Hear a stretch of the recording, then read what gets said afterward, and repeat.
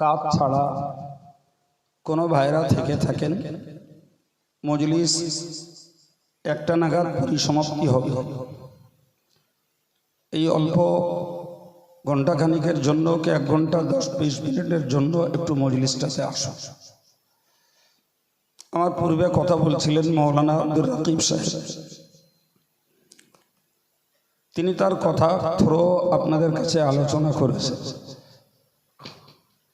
আমি তার আলোচনায় যেটুকু বুঝেছি, সংক্ষিপ্ত বুঝ এটাই, যারা আল্লাহকে ভয় করে আল্লাহ তাদের সমস্ত সংকট থেকে মুক্তি দেন। আপনারা বুঝেছেন এরম না অন্য কিছু? একটু জোরে বলেন। 2 নম্বর একটা কথা বুঝেছি, সেটা হলো এটাই যে আল্লাহ পাক যে কোনো পরিস্থিতিতেই সত্যের জয় দান করেন। ঠিক না ভুল? তাহলে আমাদের উচিত কর্তব্য হবে সত্যের সঙ্গী হয়ে থাকা। আমরা যখন বুঝেছি কোরআন হাদিসের আলোচনা থেকে জয় সত্যের এবং সমস্ত রকমের সংকট থেকে মুক্তি দেন আল্লাহ ভীরু যারা, আল্লাহর প্রতি ভরসা করে যারা, তাদেরকে, তাহলে আমাদেরকে আল্লাহর প্রতি ভরসাও করা লাগবে, পরেশগারিতা করা লাগবে এবং সত্যের সঙ্গে আমাদের জীবনটাকে কাটানো লাগবে। তাহলে বিগত দিনে নবীরা এবং নবীর সাহাবীরা, নবীর সঙ্গী মুমিন বান্দারা যেভাবে নানা সংকটের ভিতর দিয়ে তারা আল্লাহ পাকের হেফাজতে নিরাপত্তা পেয়েছেন, আল্লাহ আমাদেরকেও হেফাজত নিরাপত্তা দান করবেন। আমি ছোট্ট একটা কথা শুনে থাকলেও একবার রিপিট করছি, আর না শুনলে একটু মনে করুন। ভাই, ফেরাউন যখন মুসা নবীকে তাড়িয়ে নিয়ে যাচ্ছিল, আলোচনা শুনছিলেন, তো লোহিত সাগরের কিনারায় এসে মুসা নবীর লোকেরাই বলছিল আমরা পাকড়াও হব, ধরা পড়ে যাব, ফেরাউনের লোকেরা আমাদেরকে ধরে ফেলবে। তিনি এক কথায় বলেছিলেন ইন্না মাইয়া রব্বি সায়াহদিন, আমার রব আমার সঙ্গে রয়েছে, তিনি আমাদেরকে রাস্তা দেখাবেন। একটু সুবহানাল্লাহ বলে। এইটার নাম হলো আল্লাহ ভরসা। সামনে সাগর, পিছনে ফেরাউনের সশস্ত্র সেনাবাহিনী, এখান থেকে নাজাত পাওয়ার কোন রকমের কোন রাস্তা নেই। এরপরেও হযরত মুসা নবী এবং তার সঙ্গীদেরকে আল্লাহ ওই সাগর পার করিয়ে মাদায়েনের পারে তুলে দিলেন। সুবহানাল্লাহ বলবেন না? তাহলে এটা কিসের বিনিময়? আল্লাহর ভরসা। কিসের বিনিময়? আমরা আমাদের নবীর কথা শুনেছি যে তিনি যখন হিজরতের পথে সুর পাহাড়ের গুহায়, রাসূলুল্লাহ যখন হিজরতের পথে সুর পাহাড়ের গুহায় আত্মগোপন করেছিলেন, কাফেররা দেখে ফেলবে তাই ইবলিস কাফেরদেরকে রাস্তা দেখিয়ে দেখিয়ে সেখানে নিয়ে গেল। কে নিয়ে গেল? জোরে বলে। আচ্ছা, ইবলিস এই যে শয়তানি করছে, সেটা তো খোদ রসুলের বিরুদ্ধে না কার?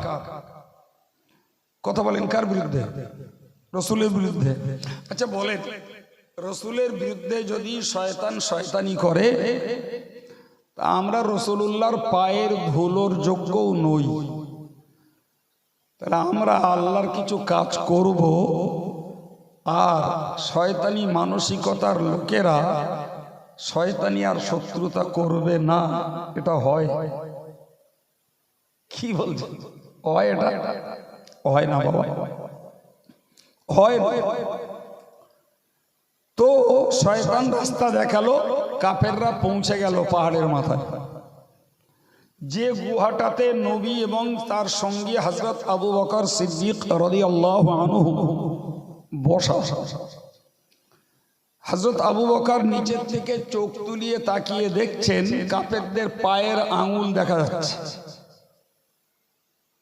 তাহলে একবার নজরটা নিচের দিকে করবে, যে শত্রু দুজনকে তারা খুঁজছিল পেয়ে যাবে। কিন্তু সাধারণত আমরা গোদা বাংলায় বলি ঊর্ধ্ব নজরে, নজর আমাদের পায়ের দিকে থাকে কম, থাকে সামনে বেশি, ঠিক না ভুল? তো তাদের সম্মুখ দিকে দৃষ্টি, পায়ের দিকে নয়। হযরত আবু বকর যখন ওই অবস্থা দেখলেন, রাসূলুল্লাহ আবু বকরের উরুতে মাথা রেখে ঘুমাচ্ছিল। হযরত আবু বকর সিদ্দিক রাদিয়াল্লাহু আনহু রাসূলকে জাগিয়ে তুললেন, তুলে বললেন, ইয়া রাসূলুল্লাহ, ওই দেখুন কাফেরদের পায়ের আঙুল দেখা যাচ্ছে। তার মানে ওরা একবার পায়ের দিকে দৃষ্টি করলেই আমাদেরকে দেখে ফেলবে। বলুন, আচমকা যদি কারোর প্রতি কোনো আক্রমণ হয় সেটা তবুও নির্ভয়ে বরণ করা যায়। হঠাৎ কেউ আক্রমণ করলো, কিন্তু দেখতে পাচ্ছি শত্রু এসেছে আমার মাথার উপরে, ভয়টা তখন অল্প না বেশি? একদম একদম। কাউকে যদি দুম করে একটা চড় মারা হয়, ওতে আঘাতটা লাগে, ভয়টা লাগে না। কারোর যদি বলা হয় তুই রাস্তায় উঠলি, তোর ব্যবস্থা নেব, ভয়টা বেশি লাগবে না? লাগবে। তো রাসূল করিম সাল্লাল্লাহু আলাইহি ওয়াসাল্লাম আবু বকরকে বললেন, লা তাহজান, হে আবু বকর, কোনো চিন্তা করো না, কোনো চিন্তা নেই। ইন্নাল্লাহা মা'ানা, নিশ্চয়ই আল্লাহ আমাদের সঙ্গে রয়েছে। এই যে অগাধ ভরসা, যে ভরসা করার সাধারণ কোনো গল্প ওইখানে খাটে না। আল্লাহ বানিয়ে দিলেন গুহার মুখে একটা মাকড়সার জাল। ওরা কেউ কেউ বলল ওই গুহাটায় থাকতে পারে, আর একজন মুখ চেপে দিয়ে বলল ওই গুহায় যাবে যদি মাকড়সার জাল থাকে। কি বোঝা গেল? আল্লাহ যারে হেফাজত করে মাকড়সার জাল দিয়ে তারে হেফাজত করে, সুবহানাল্লাহ বলে। আর আল্লাহ যাকে হেফাজত করে না, কঠিন বাংকারের মধ্যে থেকেও তার রক্ষা হয় না। এই প্রগাঢ় বিশ্বাসটুকু আমাদের দরকার। এটাই আমাদের ছেলে ছোকরা, মেয়ে, মরদ, আলেম বেআলেম সবার দরকার।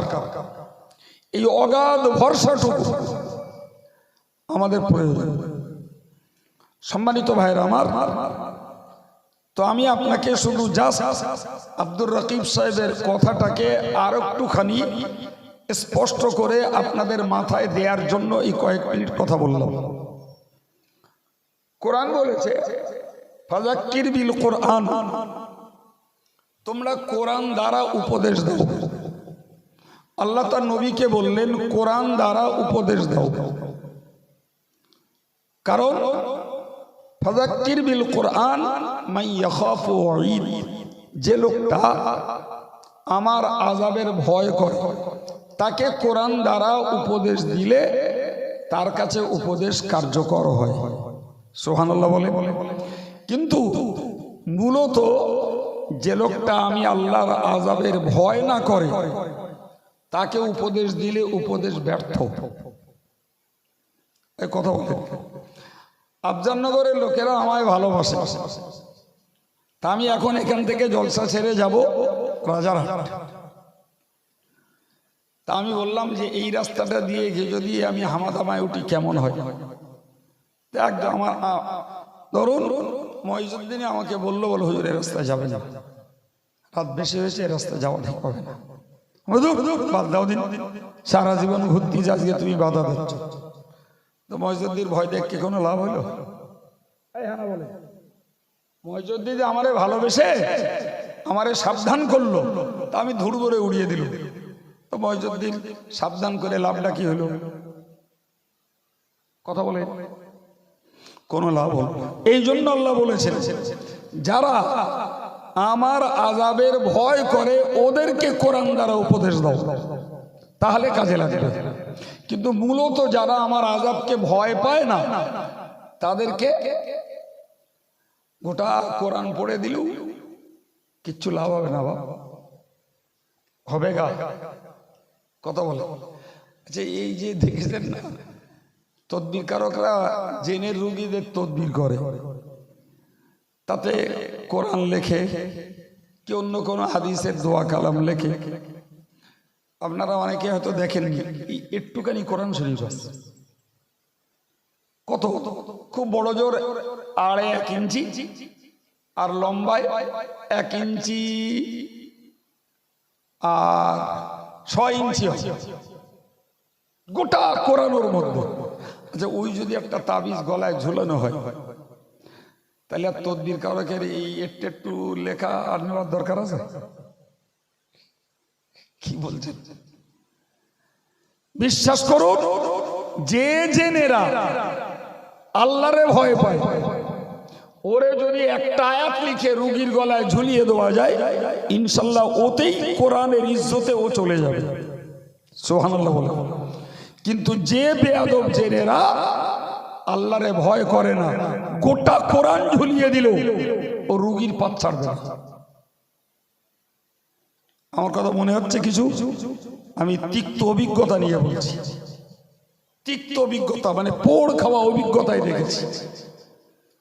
এই মানুষ যারা আছে, কবরের ভয় নেই, জাহান্নামের ভয় নেই, হাসরের ভয় নেই, আছে না নেই?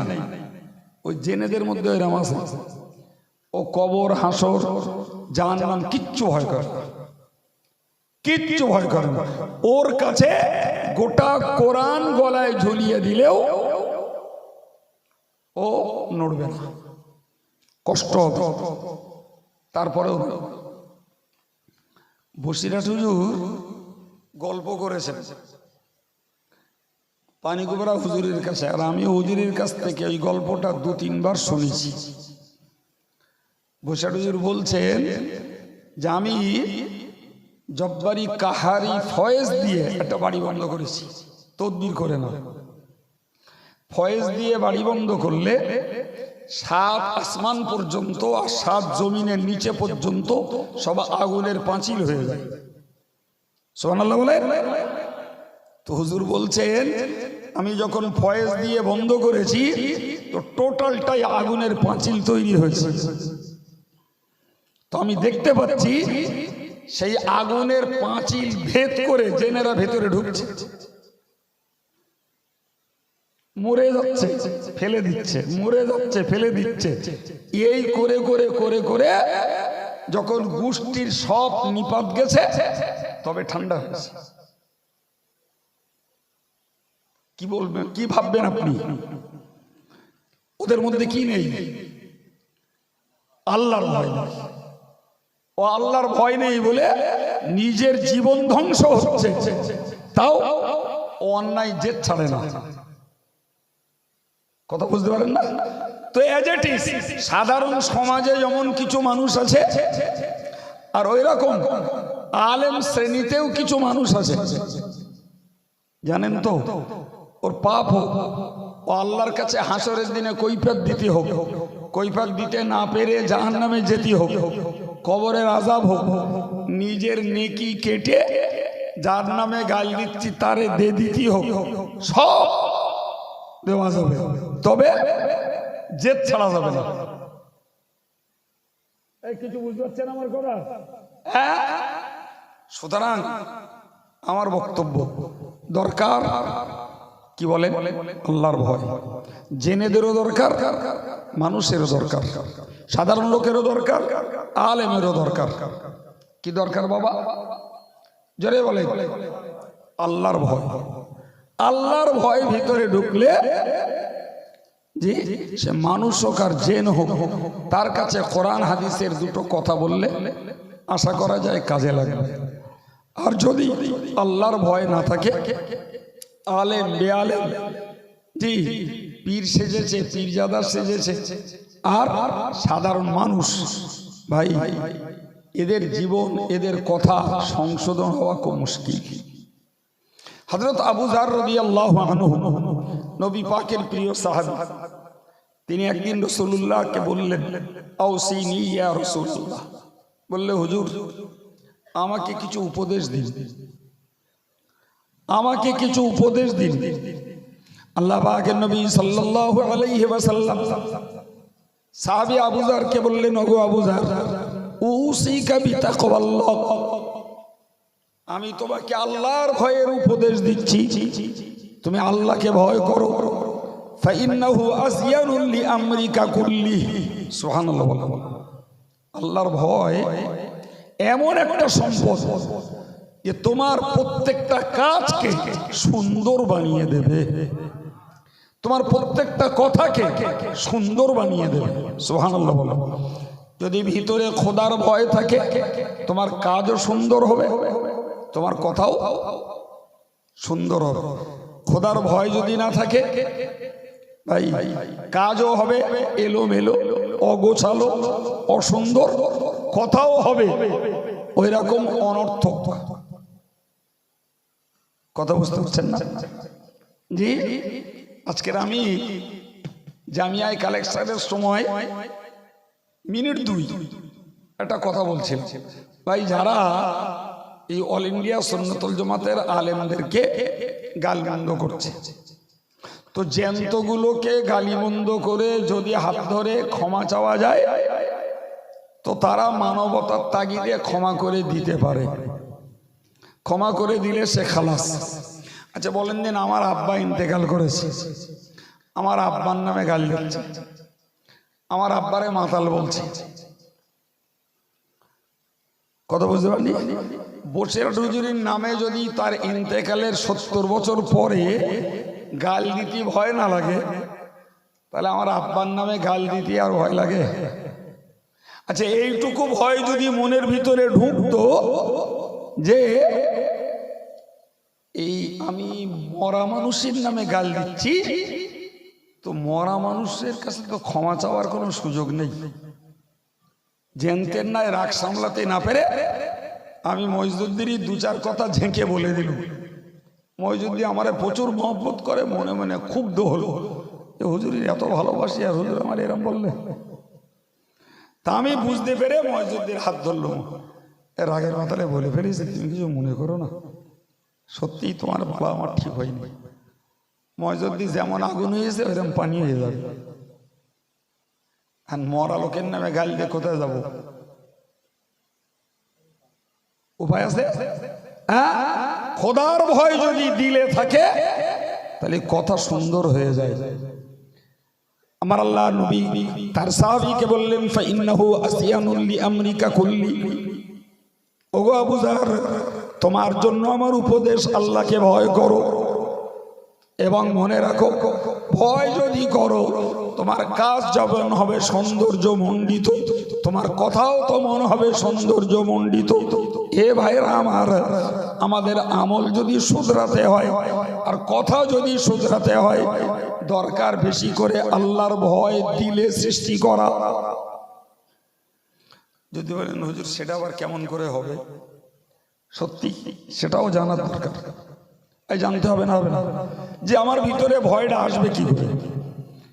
ভাই, ভয় আসার জন্য একটা সহজ রাস্তা হলো যে যে যে অজনসিয়তগুলো শুনেছি, মৌতের যন্ত্রণা, মরে গেলে কবরের আযাব, কবরে থেকে উঠলে হাসরের আযাব, হাসরের ময়দান থেকে এবারে আমল নামা বাম হাতে আসা, পুল সিরাতটা পার হওয়া, আর পাপের পাল্লাটা ভারী হয়ে যাওয়া, সেসব অবধি জাহান্নামে যেয়ে পড়া।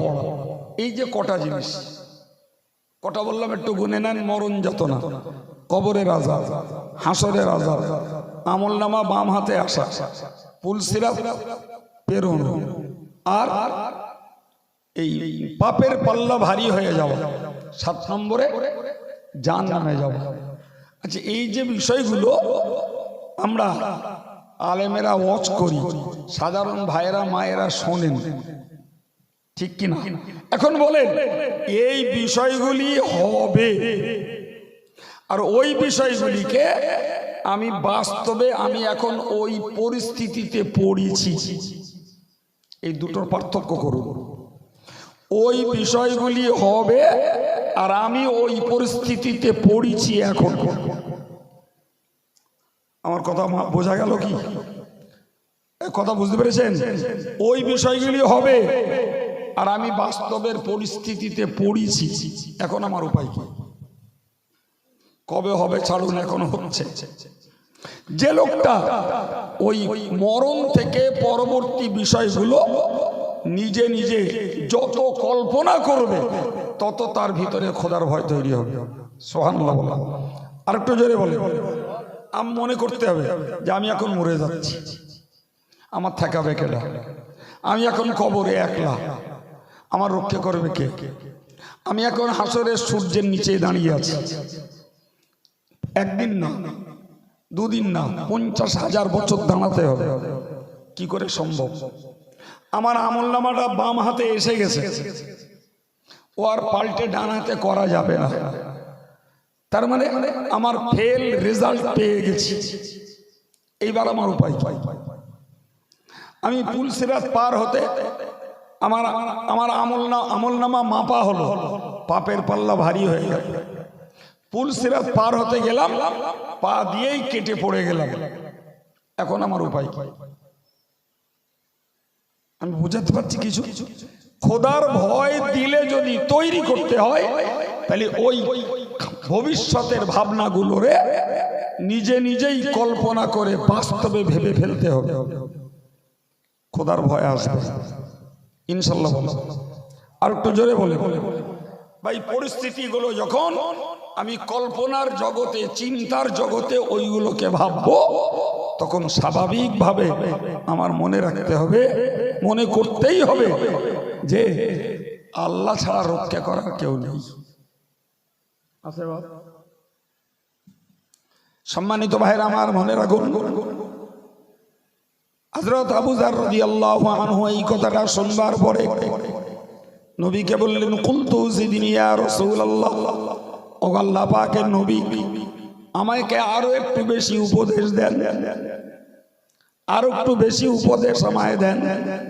আমার আল্লাহ পাকের নবী বললেন, আলাইকা বিকাসরাতি যিকরিল্লাহি ওয়া তিলাওয়াতিল কুরআন ফাইন্নাহু নূরুল লাকা ফিস সামাই ওয়া নূরুল লাকা ফিল আরদ। হে আবু যার, তুমি যদি আরো উপদেশ নিতে চাও, তোমার জন্য পরের উপদেশ হলো তুমি বেশি বেশি করে আল্লাহ পাকের জিকির করো, আর বেশি করে কোরআন শরীফ পড়ো। এই কোরআন এবং জিকির হলো যেমন তোমার জন্য জমিনে নূর, তেমন তোমার জন্য আসমানেও নূর। জোরে বলুন। একটা আমল কি করতে হবে? আমরা কোরআন সবাই পড়তে পারি না, কিন্তু জিকির মাশাআল্লাহ সবাই করতে পারে। হ্যাঁ না বলে? পারি না? তো নবী বললেন, হে আবু যার, যদি তুমি আরো কিছু উপদেশ পেতে চাও, তাহলে তোমার জন্য দ্বিতীয় নম্বরের উপদেশ হলো তুমি বেশি বেশি করে জিকির করো। আর যে কোরআন পড়তে পারে সে বেশি করে কোরআন পড়ুক। তাহলে এটাই দুনিয়া এবং আখিরাতে, আসমানে এবং জমিনে তোমার জন্য আলো হিসাবে তোমার সহায়ক হবে। সুবহানাল্লাহ বলে। এখন বলে, অন্ধকারে পথ চলা নিরাপদ না আলোয় পথ চলা নিরাপদ? সবাই জানি অন্ধকারে পথ চলা নিরাপদ নয়। পথ চলা নিরাপদ কোথায়? আলোয়। সুতরাং আলো যদি আমায় পেতে হয়, আমাকে বেশি করে জিকির করা লাগবে। ও আলো সূর্যের আলো নয়, ও আলো টিউবলাইটের আলো নয়, ও আলো হলো দিলের আলো। সুবহানাল্লাহ। দিলের আলো জ্বলে উঠবে, তার পৃথিবীতে কোথাও পথ চলতে গা ছপছপ করবে না। আর আসমানেও তার জন্য নূর আল্লাহ দান করবেন। সম্মানিত ভাইয়ের আমার, 3 নম্বরের কথা বলছি, মনে রাখুন। আমার নবী সাল্লাল্লাহু আলাইহি ওয়াসাল্লাম হযরত আবু যারকে বললেন, আলাইকা বিতাউলিস শান্তি। ওগো আবু যার, তুমি এর পরেও উপদেশ চাইছো, আমি তোমাকে উপদেশ দিচ্ছি, তুমি বেশি সময় ধরে চুপ থাকার চেষ্টা করো। কি করতে চেষ্টা করো? চুপ থাকো। চুপ থাকো, নীরবতা অবলম্বন করো, বেশি কথা বলতে যেও না। যত কথা বলবে ততই ভুলের সম্ভাবনা। ভাই দুনিয়ার কথা মানুষ যত বলবে তত ভুল হবে, দিনের কথা যত বলবে তত সব হবে। আর একটু জোরে বলেন। ভাই আমরা চা দোকান, মোড় মাথায়, ক্লাবে, চায় কিংবা এই মোবাইল নিয়ে, এটা কি দিনের কথা বলি না দুনিয়ার কথা বলি? কথা বলে দুনিয়ার কথা। আমার আল্লাহ পাকের নবী হযরত সাহাবী আবু যারকে বলেছিলেন, ওগো আবু যার, যদি তুমি আরো উপদেশ চাও আমার পক্ষ থেকে তোমার জন্য উপদেশ হলো তুমি বেশি বেশি চুপ থাকার চেষ্টা করো, বেশি বেশি তুমি নীরব থাকার চেষ্টা করো। মনে রাখো, ফাইন্নাহু মাতারাদাতুল লিশ-শাইতান ওয়া আউনুল লাকা ফিল আমর। সুবহানাল্লাহ। যত চুপ থাকবে ওটাই হবে শয়তানের জন্য বড় আঘাত। এর মানে হলো এই মানুষ যখন আলফাল কথাবার্তা বলে, শয়তান তখন ওই সুযোগে তার সঙ্গী হয়ে আরো বেশি কথা বলায়। এই কথা বুঝতে পারছেন? আবার বুঝুন, মানুষ যখন বেশি কথা বলে শয়তান ওই সুযোগে মানুষকে আরো বেশি কথা বলায়। আর মানুষ যত নীরব থাকে শয়তান তত হটে যায়, তার মানে ওর সুযোগ হয় না। ভাইরা মায়েরা, আপনারা সাধারণ মানুষ হন আর আলেমরাই হোক, ভাই কথা বেশি বলা ভালো না কম বলা ভালো? কম বলা ভালো। জি ভাই, যদি বেশি দু কথা বলতে হয় তাহলে সেটা দিনের কথা। আচ্ছা, গাল, কুৎসা, বদনাম, অপপ্রচার, মিথ্যাচার, এগুলো কি দিনের কথা না দুনিয়ার কথা? ভাই সর্বনাশ করে ফেলে দিচ্ছে। আলেম সেজে, বক্তা সেজে, পীরজাদা সেজে এত পরিমাণ গালাগালি করছে আর এত পরিমাণ অবান্তর কথা বলছে। বিশ্বাস করুন, মেঠো লোকেরা ওই রকম ভাষা বলতে পারে না। শয়তান সুযোগ পাবে না? পাবে না? জি, শয়তান সুযোগ পাবে। আল্লাহ পাকের নবী বললেন, ওগো আবু যার, মনে রাখো তুমি যত নীরবতা অবলম্বন করবে, যত নীরবতা অবলম্বন করবে শয়তান তত হটে যাবে এবং ওইটাই হবে তোমার জন্য তোমার কাজের সহযোগী। যারা যত কম কথা বলে তাদের কাছ থেকে হিকমতের কথা পাওয়া যায়, যারা যত কম কথা বলে তাদের কাছ থেকে ভালো যুক্তি পরামর্শ পাওয়া যায়, যারা যত কম কথা বলে এদের কাছ থেকে জ্ঞান বুদ্ধিও পাওয়া যায়। আপনি লিখে নেন, যারা দুনিয়ার কথা যত বেশি বলে এদের কাছে কুবুদ্ধি, কুটবুদ্ধি, ক্ষতির বুদ্ধি ছাড়া ভালো বুদ্ধি কখনো পাওয়া যেতে পারে না। তো আমার কথা না রে বাবা, তো নবীর হাদিস। এর জন্য আমাদের অভ্যাস করতে হবে, একদিনের কাজ না, জ্ঞানটা নিতে হবে, অভ্যাসটা করতে হবে। কি করতে হবে? আমি ফাও কথা বলা কমিয়ে ফেলব, বেকার কথা বলবো। আল্লাহ পাকের নবী বলেছেন, মিন হুসনি ইসলামিল মারই তারকু মা লা ইয়ানি। প্যারে নবী বলেন, একজন ভালো মুসলমানের চিহ্ন হলো, ভালো মুসলমানের চিহ্ন হলো ওই ভালো মুসলমানটা অনর্থক কাজ আর অনর্থক কথাকে ত্যাগ করবে। ওই লোকটা হলো ভালো মুসলমান। যে কথার কোনো মানে হয় না কিংবা যে কথার কোনো মন্দ মানে হয় এইরূপ কথা বলা বন্ধ করবে। এবং শুধু ওই নয়, যে কাজে না রয়েছে তার সংসারের উপকার, না রয়েছে তার ধর্মের উপকার, এই কাজটাও তাকে ত্যাগ করা লাগবে। বুঝে আসছে? আচ্ছা বলেন তো, এই যারা খেলাধুলো করে, তাস খেলুক, জুয়া খেলুক, ক্রিকেট খেলুক, ফুটবল খেলুক আর খেলা দেখুক, ভাই সত্যিকারের কথা বলবে, এগুলো সংসারের না ধর্মের, কোনটার কাজে আসে? এখন যদি বলেন হুজুর যারা খেলা করে ওরা প্রচুর টাকা ইনকাম করে, এটা বলতে পারে কেন? তাহলে একদল খেলোয়াড়রা খেলিয়ে দুনিয়ার টাকা রোজগার করে, আখেরাতটা বলেন বলেন ধ্বংস হয় না, হয় না? আখেরাতটা ধ্বংস হয়। তাহলে যে কাজ করতে যে আমার আখেরাত ধ্বংস হয়, ওই কাজটাও তো ইমানদারের জন্য ভালো। বলেন বেঈমান কি করলো, ওটা ইমানদারের দিকে লাভ ডাকি, কোনো লাভ আছে? আমি ইমানদার, তাহলে আমি মনে করলাম আমি একজন খেলোয়াড়, আমি খেলিয়ে দুটো টাকা রোজগার করব। তো হুজুর যে বললে যে যাতে সংসারের উপকার নেই, আমার তো সংসারের উপকার হচ্ছে। ও বাবা বাঁচা ধন, এটা কি বুঝছো না? তুমি সংসারের উপকার করতে যেয়ে আখেরাতটাকে ধ্বংস করে ফেলছো। যদি এটা না বুঝো তাহলে তুমি কেমন ইমানদার? হ্যাঁ না বলেন জি। প্রিয় ভাইরা আমার, হযরত আবু যার এই পর্যন্ত 3টে নসিহত নবীর কাছ থেকে নিলেন। তিনি আবার বলছেন, কুলতু জিদনি ইয়া রাসূলুল্লাহ, ও আল্লাহ পাকের নবী আমাকে আরো কিছু উপদেশ দিন। আমার আল্লাহর নবী বললেন, ওগো ওগো আবু যার তোমাকে বলছি, ওই ইয়াকা ওয়া কাসরাতাদ দিহাক, হে আবু যার তুমি বেশি হাসা থেকে বাঁচো, বেশি হাসা থেকে বাঁচো। একটি হাদিস এসেছে, যদি বেশি হাসা হয় বিনিময়ে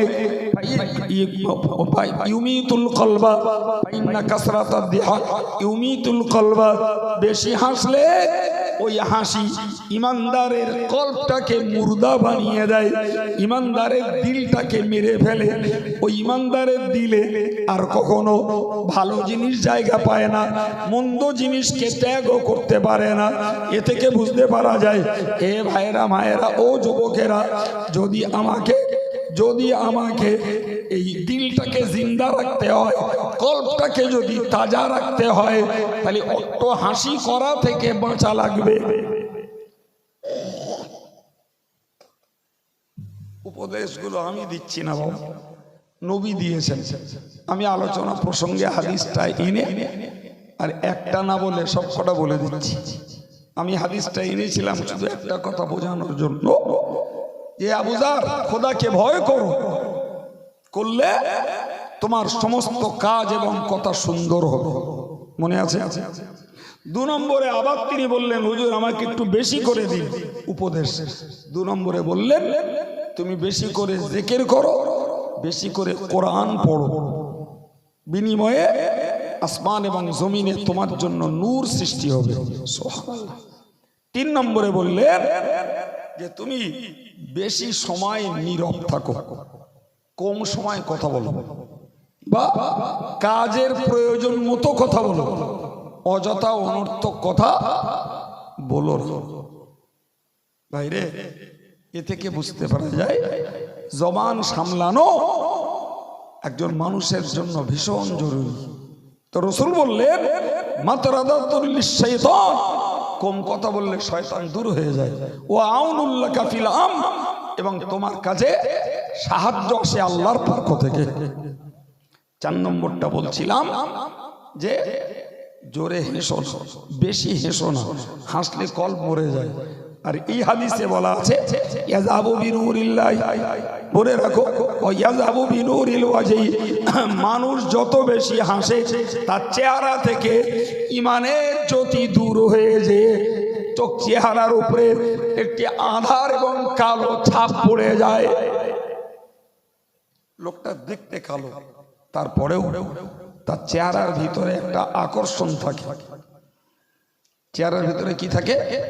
আকর্ষণ থাকে। ভাই দরকার বেশি হাসা থেকে নিজেকে রক্ষা করা। বেশি হাসলে হবে না, কম হাসলে কল্প চিন্তা থাকবে, চেহারার উজ্জ্বলতা ভালো থাকবে। যদিও দেখতে কালো হোক, তারপরেও তার চেহারার ভিতরে থাকবে এক প্রকারের আকর্ষণ। সুবহানাল্লাহ। জি, হযরত আবু যার 4টে শুনেও তার মন ভরি। তিনি আবার বললেন, কুলতু জিদনি ইয়া রাসূলুল্লাহ, তিনি আবার বললেন, ওগো আল্লাহর নবী আমাকে আরো একটু কিছু উপদেশ দিন, আর একটু উপদেশ দিন। হযরত নবী করিম সাল্লাল্লাহু আলাইহি ওয়াসাল্লাম বললেন যে কুলিল হক ওয়া ইন কানা মুররান, তুমি হক কথাটা বলো যদিও তা শ্রোতার জন্য তিতো লাগে। তুমি হক কথাটা বলো, কথাটা যদি তোমার স্ত্রীর কাছে তিতো লাগে। তুমি হক কথাটা বলো, কথাটা যদি তোমার ছেলের কাছে তিতো লাগে। তুমি হক কথাটা বলো, সেটা যদি তোমার ছাত্রের কাছে ছাত্রীর কাছে তিতো লাগে। তুমি হক কথাটা বলো যদিও তোমার শ্রোতার কাছে সেটা তিতো লাগে। তুমি হক কথাটা বলো যদিও আম জনতার কাছে সেটা তিতো লাগে, তবুও হক কথা বলো। প্রিয় ভাই, এটাও নবীর একটা স্পেশাল নির্দেশ, সত্য কথা বলা, হক কথা বলা। ওই ব্যাপারে কোনো নীরবতা অবলম্বন করা যাবে না। একটি কিতাবে রয়েছে, নবীর নামে উল্লেখ করা হয়েছে, আস-সাকিতু আনিল হাক্কি শাইতানুন আখরাস, যারা হক কথা বলা থেকে চুপ থাকে, হক কথা বলা থেকে যারা নীরব হয়ে যায়, এরা হলো গোগা শয়তান। কি শয়তান? আমরা জানি গোগা বা বোবা, তার মানে সে কথা স্পষ্ট বলতে পারে না। সে যা গ্যাংড়ায়, তার কাছের লোকেরা 2 দিন 5 দিন শুনতে শুনতে বুঝতে পারে যে কি বলছে, কিন্তু নতুন লোক বুঝতে পারে।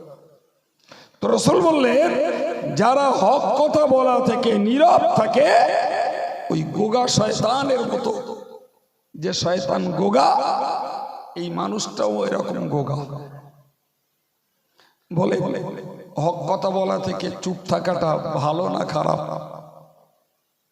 বলেন বলেন বলেন। চুপ থাকা বোঝার ভুল হয়ে গেল। হক কথা বলা থেকে চুপ থাকা খারাপ, ভালো না। বরং হক কথা যেখানে যেটা প্রয়োজন বলে ফেলাটা ভালো। বলে ফেলাটা, ছেলেটা অন্যায় করছে, আমি আব্বা হিসেবে বলতে ইতস্তত করছি, বললে লায়েক ছেলে কি ভাববেনি, ওইটা করা যাবে না বাবা। একদম ডাঁটছে বলে বলতে হবে, খোকা বাবা তোর এই কাজটা বলো অন্যায়। আমি আব্দুল কাইয়ুম কোন অন্যায় করছি, আমার আফজালনগরের সাধারণ ভাইদের নজরে পড়েছে, হুজুর বলে সম্মান দেখালেই বিপদ। বলো সম্মান দেখালেই বিপদ। পরিষ্কার আদব বজায় রেখে সম্মান রক্ষা করে বলতে হবে, হুজুর আপনার এই কাজটা বলো খারাপ। কথা বল, ওর নাম হক কথা। তাই বলে আমি গাল দিয়ে বলবো না, ভালোভাবে বলবো। হযরত ওমর ফারুক রাদিয়াল্লাহু আনহু মসজিদে নববীতে খুতবা দিতে উঠলেন। একজন সাহাবী উঠে বললেন, ইয়া খলিফাতুল মুসলিমিন, আপনার গায়ে দেখছি বাইতুল ফান্ডের যে কাপড় দেয়া হয়েছে, যা সোজা সাপটা রেশনের কাপড়, তো ওই কাপড়ে আমরাও পেয়েছি, তো আমাদের কারুর জামা হয়নি, আর সেই কাপড়ের জামা দেখছি আপনার পুরো হয়ে গেছে, আপনি কি কাপড় বেশি করে এনেছেন? বলে একজন খলিফার বিরুদ্ধে সরাসরি জুমার দিন মসজিদে মুসল্লিদের সামনে এ প্রশ্ন তোলা অপমানের কিনা? হ্যাঁ না বলেন? কিন্তু ওই কথাটা বলো, তার জানার ইচ্ছা হয়েছে, কথাটা হক কথা, গোপনে না। এর মন কুচকুচ করছে, আমি আবার কি করে বলি, ওনার মন একটু কুনকুন করছে, খলিফার ওই কাপড়ে জামা কি করে হলো? তার মানে নিঃসন্দেহে খলিফা কাপড় বেশি নেছে। খলিফা কাপড়, সম্মানিত ভাইরা আমার, এইটা ইসলামী বিধান নয়। যেটা রেশনের কাপড়, খলিফাও একজন নাগরিক, তিনি যেমন পাবেন অন্য নাগরিকরা তেমন পাবেন। অন্য নাগরিকরা যা পেয়েছে তাতে কারোর জামা হয়নি, কিন্তু খলিফার জামা হলো। ব্যাপারটা কি? সাহাবী ওই জন্যই প্রশ্নই করলেন। হযরত ওমর বললেন, আলহামদুলিল্লাহ। কি বললেন? জোরে বলে আলহামদুলিল্লাহ, মানে সমস্ত প্রশংসা আল্লাহর। তো আলহামদুলিল্লাহ বললেন প্রথম, কারণ যে আমি ওমর খলিফা হতে পারি, কিন্তু আমার নবীর সাহাবীদের মধ্যে এমনও সাহাবী আছে যে আমি ওমর যদি ভুল পথে চলতে যাই তারা আমাকে ধমকে দিয়ে শুধরে দেবে, কিয়ামতের দিনে আল্লাহর কাছে হিসাব দেওয়া থেকে বেঁচে যাব। সুবহানাল্লাহ বললেন না? আর আমি যদি একটা ভুল কথা বলি আর আপনি যদি তার বিরুদ্ধে উঠে দাঁড়ান, আমি একটা ছড়ির বাড়ি মারবো, সে ছড়িটার নাম হলো বেয়াদব। কি ছড়ি? জোরে বলেন। বেয়াদব বস, বাস ওই বেয়াদবের ছড়ি একটা মেরে দিলে হুজুরির অন্যায় হজম হয়ে গেল। কথা বলছেন না কেন?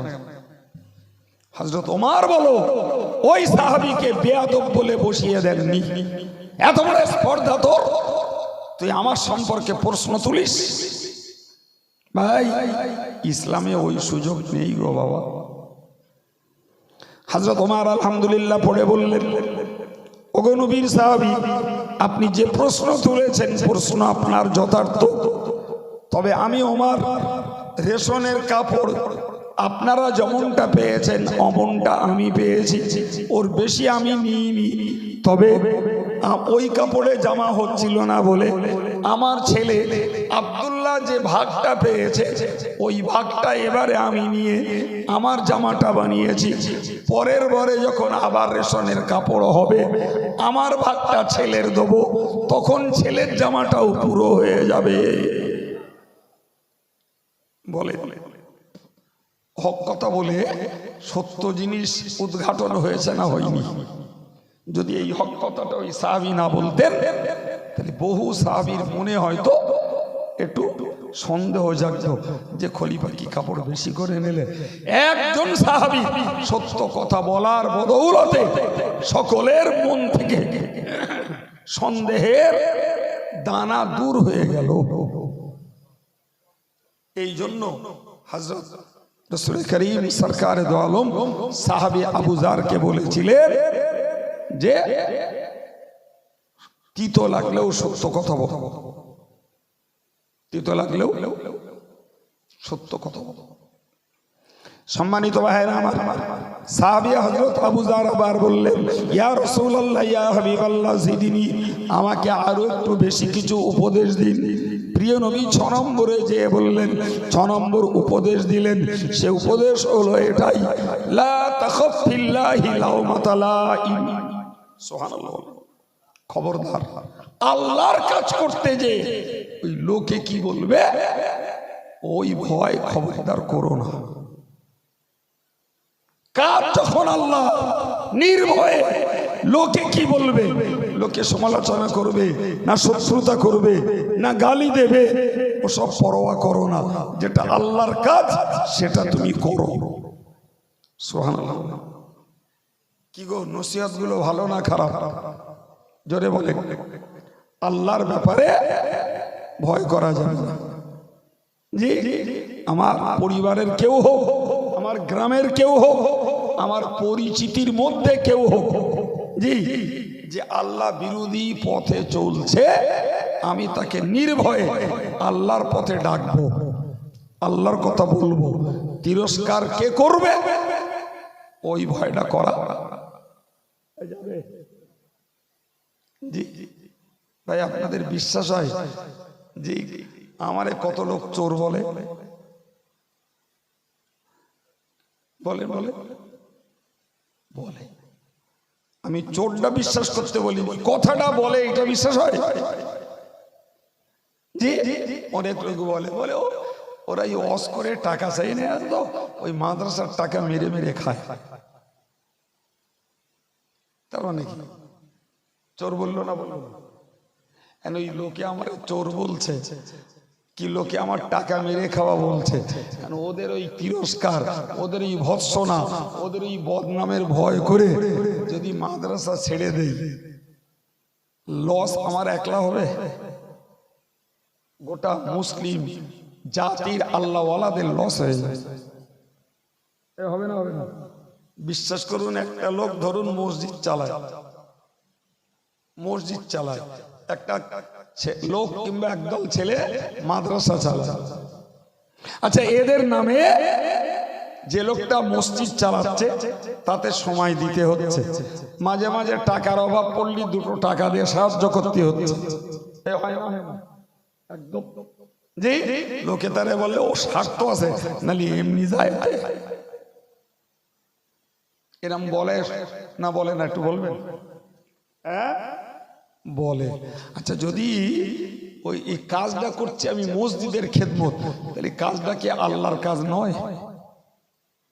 হ্যাঁ না বলে? এখন কাজটা আমি করছি আল্লাহর, আর লোকে আমারে বলছো স্বার্থ আছে সেই জন্য যাচ্ছে। ওই শুনে যদি মসজিদের কাজ ছেড়ে দেওয়া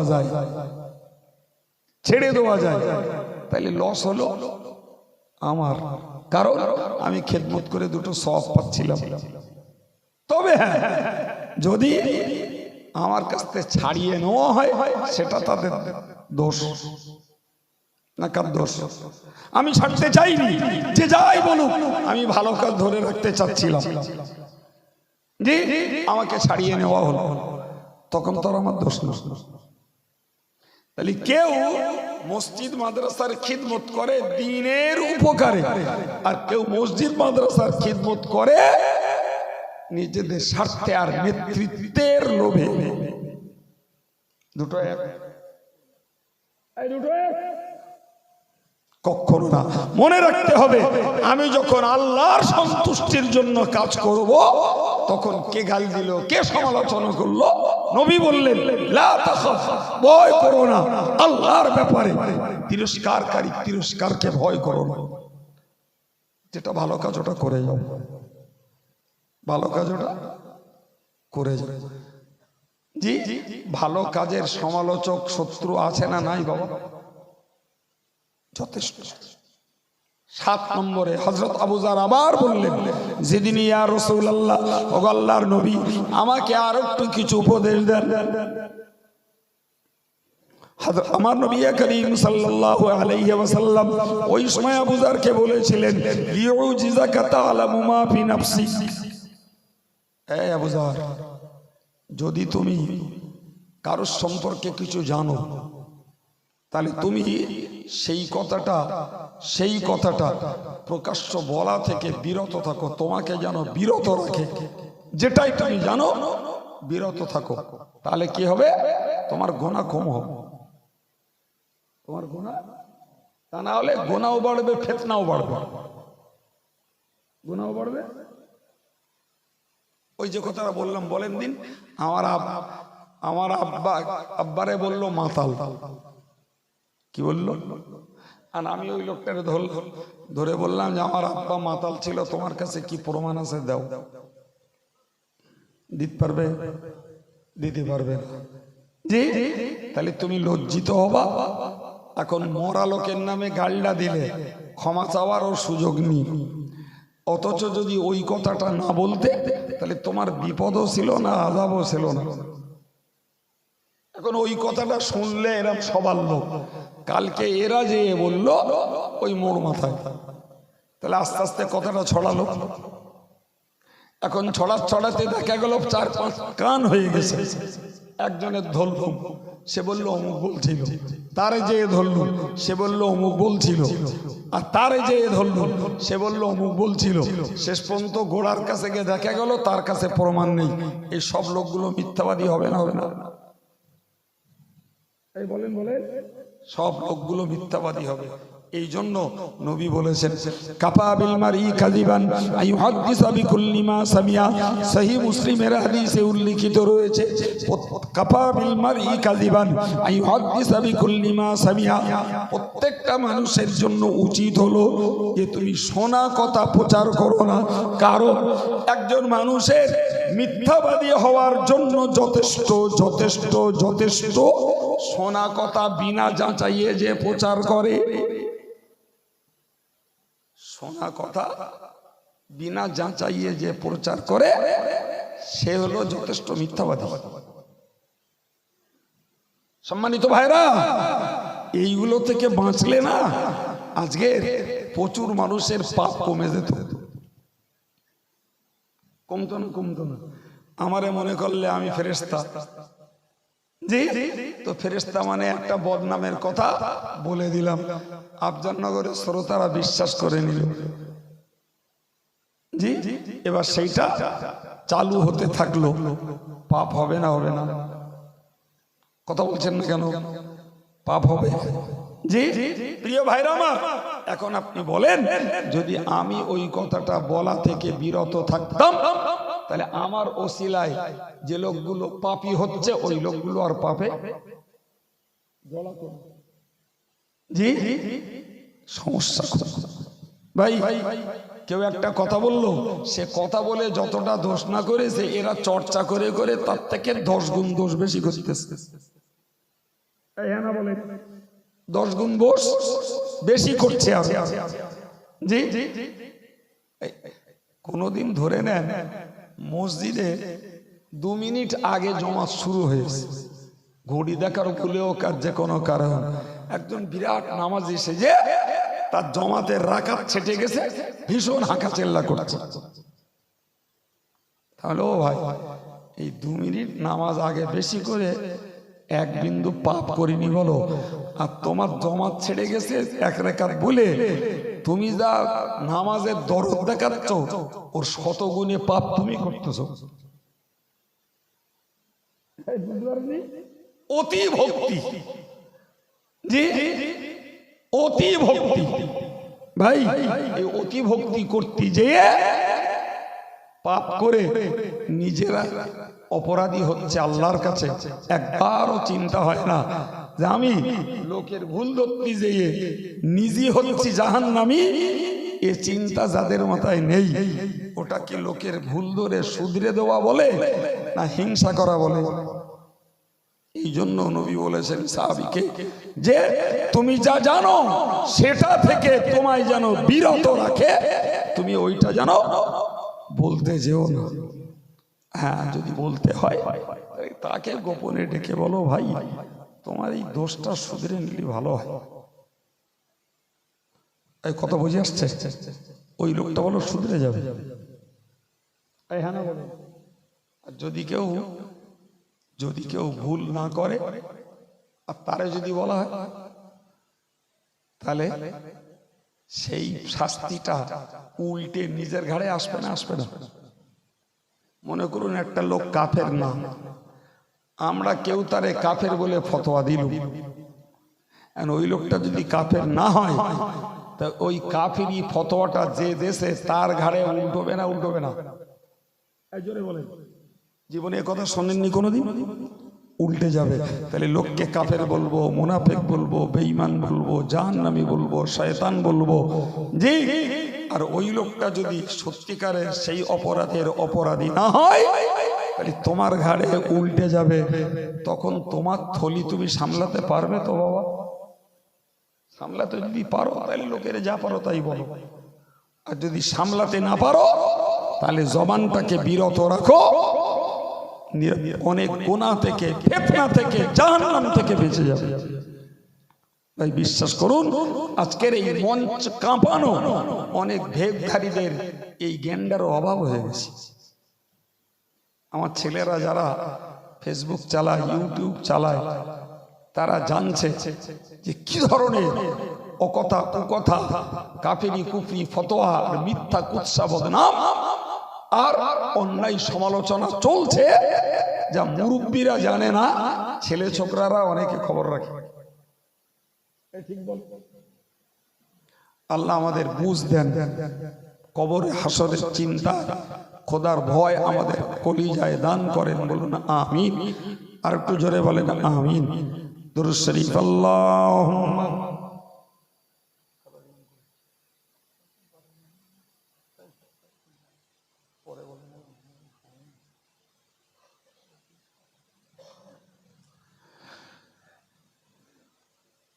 সম্মানিত ভাইরা, তো আপনারা মৌলানা রজব আলী সাহেবের ওয়াজ শুনেছেন, মৌলানা আব্দুর রকিব সাহেবের ওয়াজ শুনেছেন। আমি আপনাদের কাছে কিছু কথা রেখেছি। প্রথম দিকে কিছু কথা বলেছি আল্লাহ ভরসার উপরে, বলেছি না? না বলি বলি আল্লাহর ভয়ের ব্যাপারে কথা বলছি, সেই প্রসঙ্গটাকে টেনে এই লম্বা হাদিসটা আপনাদেরকে শুনিয়েছি। আমি মুখস্থ করানোর জন্য আর একবার বলছি। আল্লাহর নবী বললেন, আল্লাহর ভয় করো, তোমার কাজ কথা সুন্দর হবে। বেশি করে জিকির করো, কোরআন পড়ো, আসমান এবং জমিনে তোমার জন্য আল্লাহ নূর দান করবে। তুমি বেশি বেশি নীরব থাকার চেষ্টা করো, শয়তান দূর হটবে এবং তোমার সমস্ত কাজে আল্লাহ সাহায্য আসবে। তুমি বেশি হাসা থেকে বাঁচো, তোমার চেহারাতে ইমানি জ্যোতি থাকবে। তুমি হক কথা তিতো লাগলেও বলো, এবং তুমি আল্লাহর কাজ করতে যে লোকে কি বলবে এর ভয় করো না। আর তোমার মনে যেটি তুমি জানো ওই কথা প্রকাশ করা থেকে তুমি বিরত থাকো। বলতে যদি হয় বিষয়টা যার তাকে বলো, জি জি, তা না হলে নসিহত হিসাবে তুমি বলতে পারো। আমি প্লেন নসিহত করলাম, এখন কেউ যদি সত্যি অপরাধী হয় নসিহত শুনে শুধরে যেতে পারে, কিন্তু আমি যখন চিহ্নিত করে বলবো তখন তো সেটা অবশ্যই গীবত হবে। এই হবে না, হবে না? কথা বুঝতে পারেননি? আমি নাম করে বললাম আসাদ, ওটা তো গীবত হল। আমি প্লেন ওয়াচ করলাম হাদিস কোরআনের, আসাদুর বুঝে নিল এই যে কথাটা হুজুর বললো, তো ওই কথা অনুযায়ী আমার মধ্যে দোষটা আছে, আমার শুধরে নেওয়া উচিত। কথা বুঝতে পারেন না? এটা নবীর তরিকা। তুমি কাউকে নির্দিষ্ট করে চিহ্নিত করে ইন্ডিকেট করে বলো না, তুমি প্লেন বলো, যার যেটা দরকার সে সেটা গ্রহণ করুক। প্রিয় ভাইরা আমার, আসুন প্রিয় নবীর প্রতি সালাম। ইয়া নবী,